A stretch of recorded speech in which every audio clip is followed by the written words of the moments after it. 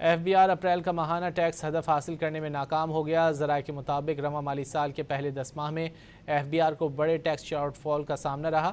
FBR کو April 2026 میں 70 ارب روپے کے ریونیو شارٹ فال کا سامنا رہا۔ مزید جانیں گے ڈان نیوز کے نمائندے طاہر شیرانی سے۔ طاہر بتائیے۔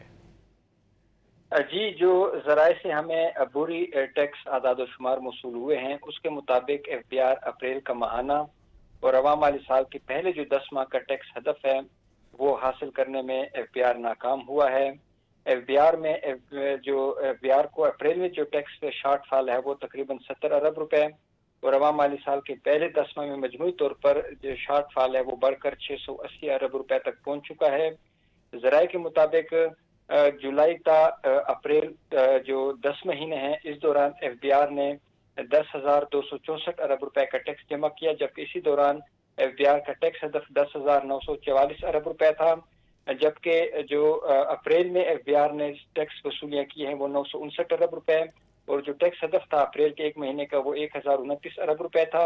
اور اس طرح FBR اپریل کا اور رواں مالی سال کے پہلے جو 10 ماہ کا ٹیکس ہدف ہے وہ حاصل نہیں کر پایا۔